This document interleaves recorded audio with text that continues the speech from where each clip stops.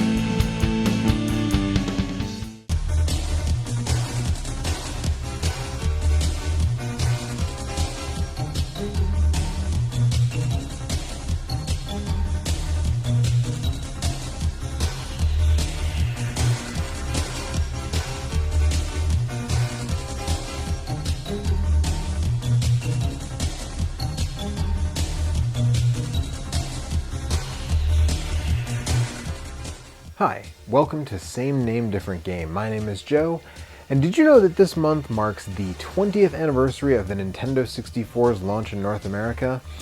It's true, and while we won't be doing 3 full months worth of programming to celebrate, I figured that this was a more than perfect opportunity to talk about an N64 game on this show for the first time. There's been over 40 episodes of this show now, and we never covered an N64 game. So let's get started with a little history about the console itself. The Nintendo 64 began life under the codename Project Reality, the result of a partnership between Nintendo and Silicon Graphics.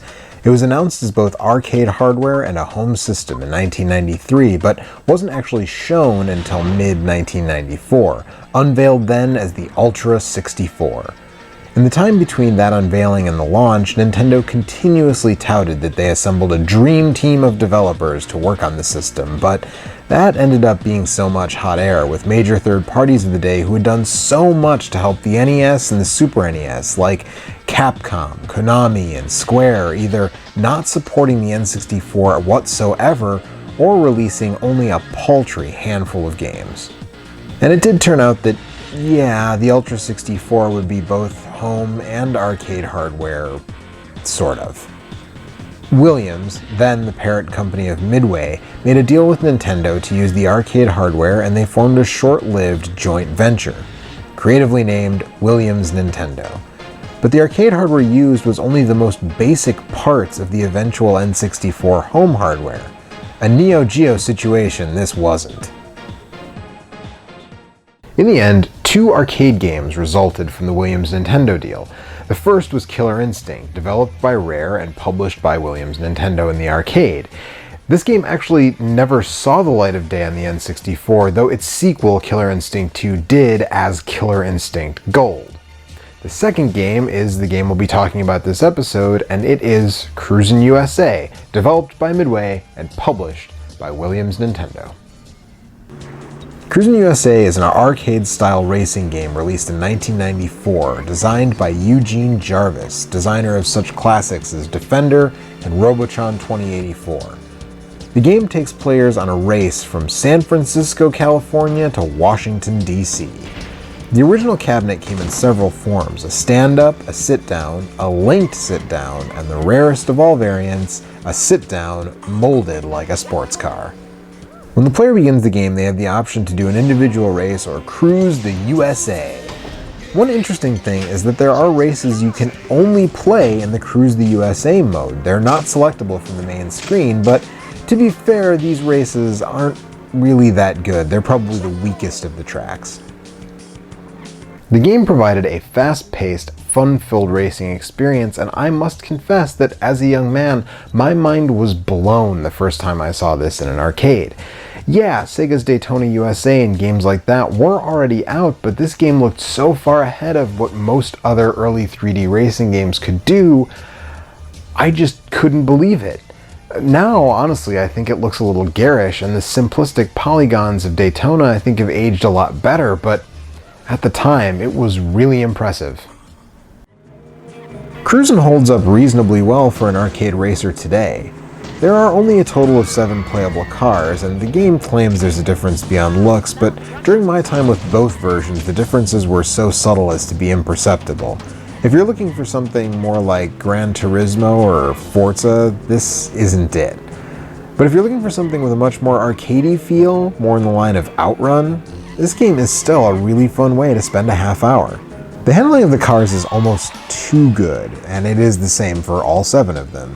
They're much more responsive than any car I've ever driven, and the crashes are the most minor of inconveniences. It's as if all the cars are made out of super thick, high durability plastic. They just bounce off of each other. There's no explosions, no being dropped to a dead stop and reset in the middle of the road. You just keep on trucking. The arcade game is a very worthy effort, and both it and Killer Instinct served as great marketing tools for the N64. Unfortunately, it missed its announced launch by about a year, not actually hitting Japan until June of 1996, the US September of the same year, and PAL territories in early 1997. But one of the first games to come with it, hitting the US in November of 1996, was Cruis'n USA. So how does this version compare? Not bad, to be honest. It looks and sounds a bit worse, which we'll get into detail about later, but all the tracks and cars are intact. In fact, this version adds extra cars. Well, sort of. It adds enhanced cars. By cruising the USA with a car, you'll upgrade that car. And each car has 3 upgrades available depending on the difficulty you beat the game on, making for a total of 28 cars, but really it's the same 7 cars, just faster and with a different paint job.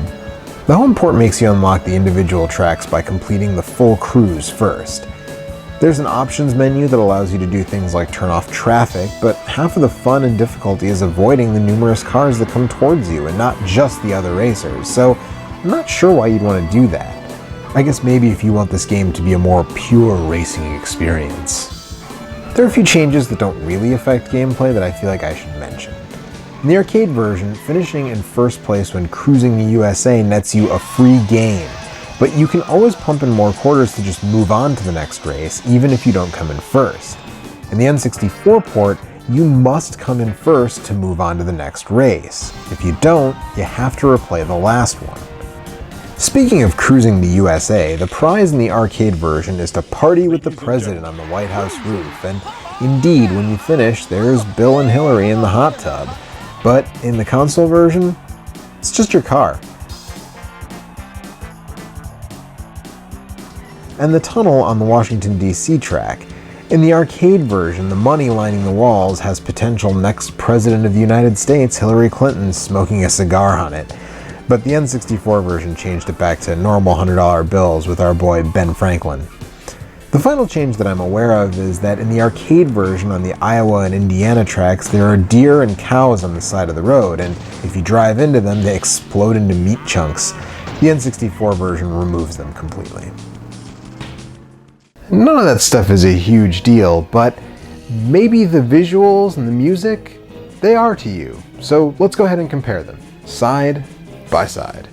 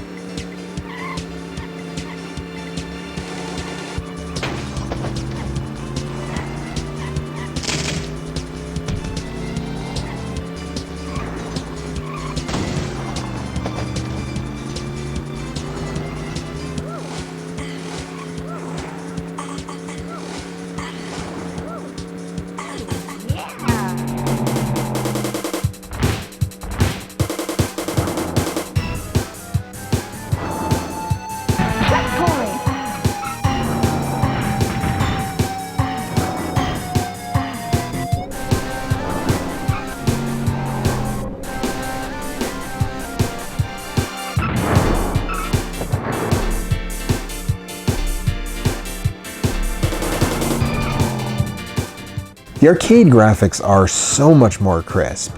If one was to play the N64 version in an emulator or on a modded N64 that can disable the hardware-based anti-aliasing, they might look better there, but This is on a stock N64, and those smeary graphics are what the system is known for. The music is also very clearly compressed pretty badly on the N64 version.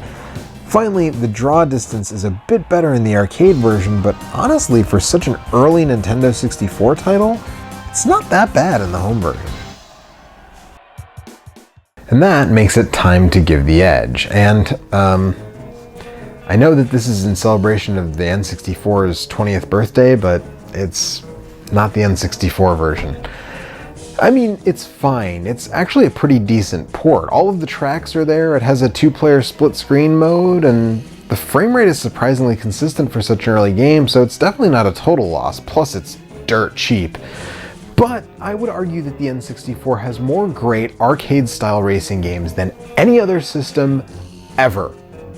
Period. So you can probably find better games than that one to spend your time with, including the 2 Cruis'n sequels, World and Exotica. But when it comes to Cruis'n USA, I cannot deny that the best option, if it is an option that you have, is to find an arcade with a linked sit-down cabinet, grab a friend, and cruise the USA. Otherwise, maybe look into some other N64 racing games. And that does it. Thank you so much for joining me. Happy birthday, N64, and I will see you next time for this year's same name, different game, Halloween special. See you then.